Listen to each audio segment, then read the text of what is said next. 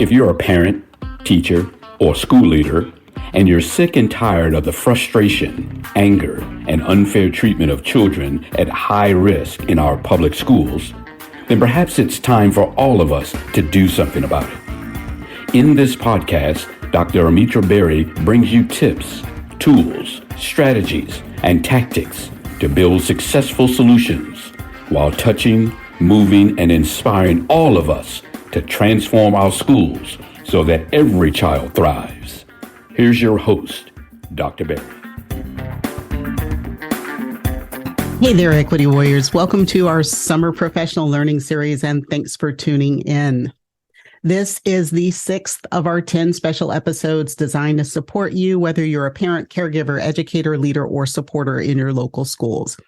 And as always, I know if you're listening to me but not seeing the PowerPoint, you're on an audio channel. And just a quick reminder, the sessions are published on YouTube with the video or the PowerPoint presentation. Handouts and resources are there as well. So if you're not a subscriber on the YouTube channel, look down in the notes for the link so that you can watch the professional learning session as designed. Today's topic is the second of our 3 episodes developed especially for school leaders and those consultants who provide professional learning services to them. But I always know that others in the audience may learn from what I'll share today. And I have to share that I've never met a school leader who didn't want to create a culture of equity in their schools, at least not one who would admit it. But I've also never met one that hasn't been challenged to create some of all of their vision. So this episode is for those leaders looking for ways to not just recruit, but to retain teachers of color. And I often find that educators, parents, caregivers, and even the broader school community in this environment, they don't understand why it's important to have a faculty that mirrors the demographic of the student population. And while, yes, this session was developed with leadership in mind, I want the broader community to benefit from understanding your why. Why do you, as a leader, need to make your schools better for teachers of color, particularly Black and Brown educators? Well, let's dig in. There is a handout for this session. If you haven't already downloaded it, look down in the notes for the link, press pause, download, print, and then come right on back. All right.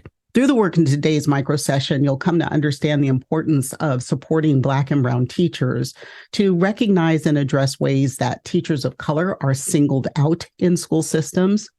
You'll learn some strategies for retaining your teachers of color and implement actionable steps to foster an inclusive environment. My goal for you is to embrace the power of representation to overcome any retention challenges you might have and to implement some retention strategies. Our focus is on retention. Why is it important to keep the teachers of color that you have? So as a thought experiment, I'd like you to think about a regular school day. Close your eyes if it's safe to do so, and then think about your day from a particular lens. It's going to be a lens of racial diversity. So I want you to think about from the time you get up in the morning until you go back to bed at night. Who do you see? What's their racial identity? Is it the same as yours? Who provides supervision and guidance to you? Do you share racial or ethnic identities? To whom do you provide support and guidance? How often are you the only person of your racial identity in the room? And how often are the positive images reflective of your race when you look at school achievement data, school disciplinary data? What about the negative images? Was someone you met for the first time surprised to find out your racial identity? Did anyone of another race ask today if they could invade your personal space, whether it's touch your hair or do something else personally invasive without asking? And did you hear derogatory remarks about people of your race being disciplinary problems or unable to achieve academically? Now, here's another view. What if none of the members of your faculty are of your race? All of your supervisors are of another race. If in meeting after meeting, PD after PD, you're the only person of your race in the room? What if you're asked to give the opinion or insight into the mindset of every person of your race repeatedly? What if school achievement and disciplinary data of people of your racial identity are disproportionately negative? What if new people that you meet are shocked to find out your racial identity? And what if faculty members of other races ask to invade your personal space or just do it all the time without asking? What if you hear other faculty members complaining about students of your race being disciplinary problems and unable to achieve academically? I know for some of you, that is your daily experience. For those of you who have difficulty imagining that, imagine being a person whose lived experiences is that every day, day after day, year after year. Now let's open your eyes. And what did you see? If you're doing podcast study, pause, talk to the group. What did you see? If you're on your own, take a moment to reflect and journal on what you saw. And in either instance, where did you feel comfort? Where did you feel discomfort? And keep in mind that impartiality, or who has representation, is the third equity indicator. There's a note about that on your handout. Come back when you're finished. All right. I hope you had a wonderful discussion, an enlightening discussion. So keep that thought experiment in mind and go back to when you felt the most discomfort and imagine that feeling, having that feeling every single day. You see, teachers of color in majority white spaces, and FYI, for those of you who don't know the numbers, 79% of all public K-12 teachers are white, while only 45% of our K-12 public education students are white. So there is disproportionality there. Our teachers of color feel isolation, a lack of support. There are cultural barriers and misconceptions, and there's racial bias and discrimination. So part of the role of leadership is to identify the problem. We start by recognizing those biases and stereotypes. Understanding unconscious bias and its impact is huge. You have to identify what harmful stereotypes are going around your school that affect your teachers of color. And you need to promote self-awareness and empathy in interactions. Secondly, you want to address microaggressions and discrimination. That is combating a subtle enemy that sometimes is not so subtle. Everyone on your team needs to understand what microaggressions are and how harmful they are. So professional development should be provided where you get some tools and strategies to counteract those microaggressions and to counteract discrimination, and then empower your teachers to respond effectively and assertively. And then number 3, you need to create safe spaces for teachers of color to share their experiences, giving them voice and empowering their voices, cultivating a culture of open dialogue and vulnerability. And that means creating psychological safety first and foremost. And encourage the sharing of personal stories and challenges. Give some support, some understanding, and some validation. And that's not easy to do. It's going to take some time. But if you want to keep those teachers of color, if you want to get good teachers of color, these are things that have to happen for them to have comfort and a desire to continue to work in your system. Representation is huge. Again, that third equity indicator, there is a tremendous power of representation in education because it fosters positive self-images in students of color to see teachers who look like them and to see leaders who look like them.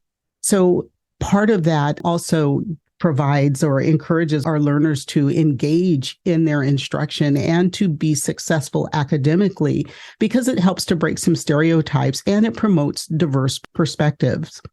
We know from research in the classrooms of teachers of color that students are less likely to be perceived as inattentive. They are more likely to be held to high academic expectations by teachers that look like them. They have higher rates of attendance. They are less likely to be perceived as disciplinary challenges, and they have lower rates of suspension when they have teachers that are representative of their race and ethnicity. You see, having teachers of color it's just good for students, particularly students of color, but white students as well. Research informs us that white students fare no worse by having teachers of color. And we know that students of all races report some socio-emotional benefits, as well as just feeling more challenged academically in the classrooms of their teachers of color. So let's take a look at some strategies to help you keep the teachers of color that you have. Strategy number 1 is mentorship.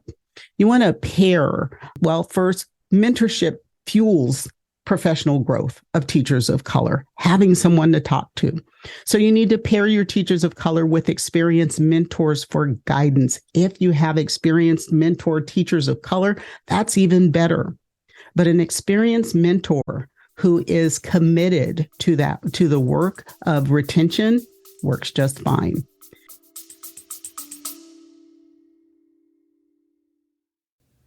Hey there, Equity Warriors. I want to take a quick moment to share something exciting with you. You know how passionate I am about equity in education, right? Well, I've created a special space, a safe space, where we can dive even deeper into these crucial topics. It's our Patreon channel, and I'd love for you to join me there. Here's why it's so awesome. As a Patreon subscriber, you'll get access to exclusive content that I will not share anywhere else. I'm talking additional insights, workshops like you would get in regular professional learning sessions, resources that can really amplify your impact in education. But it's more than just extra content. By subscribing, you are directly supporting our mission. You're helping to create more valuable discussions and resources that you've come to love. You're part of the change we're making in educational systems. And let me tell you, our Patreon community, it is something special. It's a place where passionate educators and advocates can come together, share ideas, and drive real change. So if you're ready to take your commitment to educational equity to the next level, I'd be thrilled to have you join me.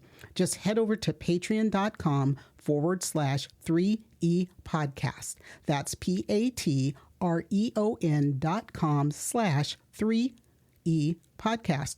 Remember, your support means the world to me, and it helps me continue this important work. Together, we can create the educational system all our students deserve.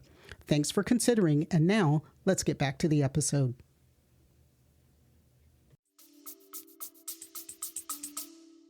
You also want to offer some tailored professional development opportunities for your teachers of color and foster a culture of continuous learning. And that is not just for your teachers of color, but for all teachers, because all teachers need to understand the importance of retaining those teachers of color that you have. Strategy number 2 is about compensation and benefits. We want to invest in the future of our teachers of color. Now, this depends a lot on your system. I realize that we do not, or you do not always have control over all this, but where you do have control, number 1, conduct regular salary reviews and adjustments.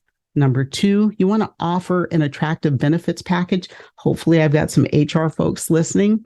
And number 3, you want to provide resources and opportunities for career advancement. They may come in as teachers, but may not want to be teachers forever. So if you want to also grow your leadership pipeline with leaders of color, they need to see what resources and opportunities there are for them to advance within your systems.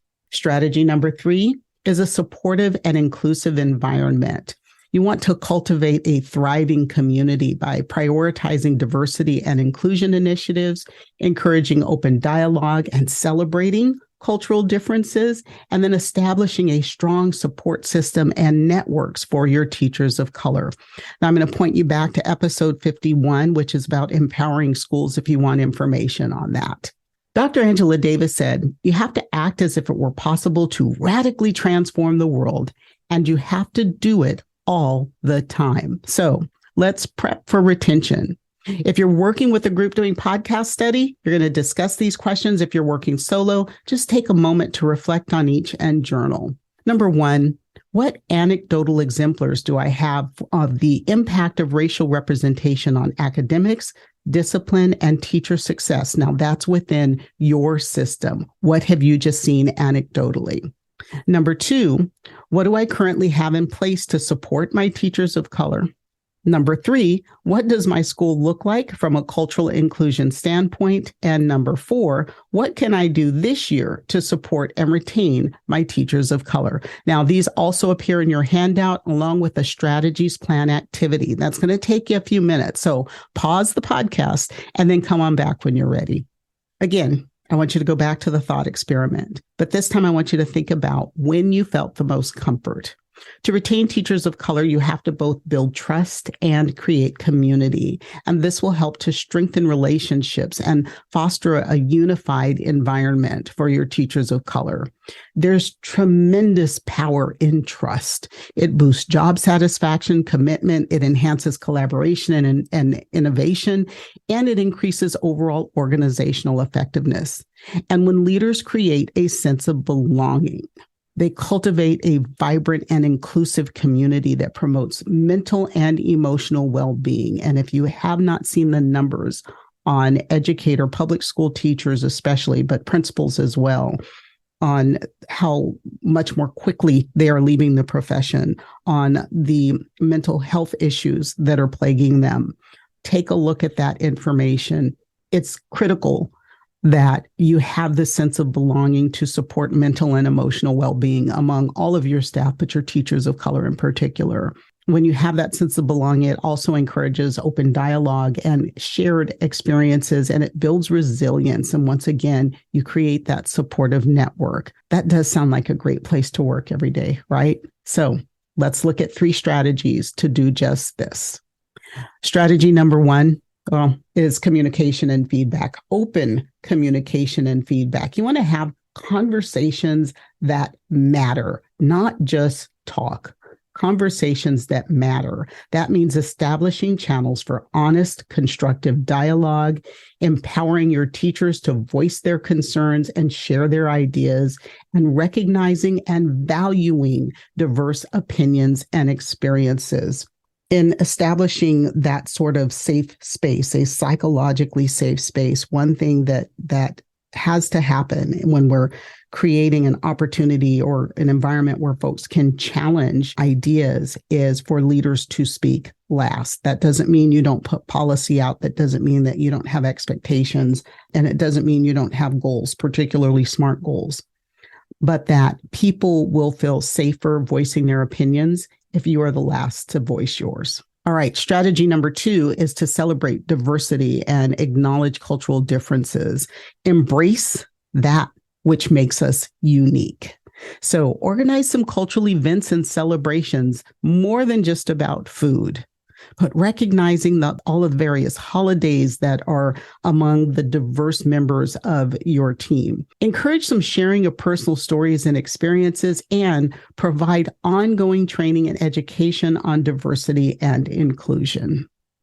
And a third strategy is about developing collaboration and teamwork. You want to unite all of your staff towards a common goal.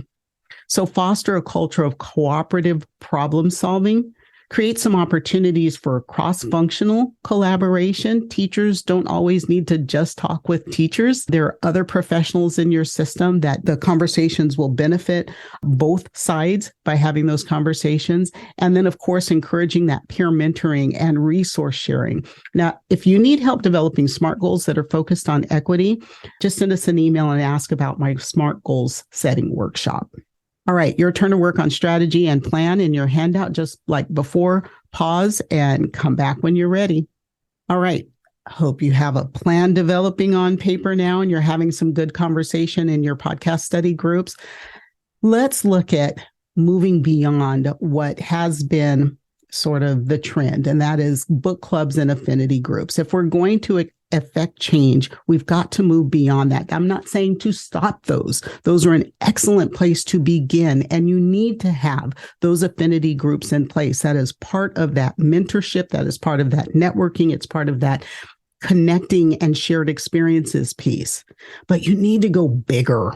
Embrace some bold, impactful diversity initiatives. So start by understanding the shortcomings and limitations of traditional diversity initiatives. When we are not bold, when we do not go bigger, when we stop with just book clubs and maybe that you've allowed or established affinity groups, it can lead to tokenism, this surface level understanding of what diversity is. And a lot of times these types of initiatives aren't sustainable, or the activities are sustainable, but the impact on school culture is not.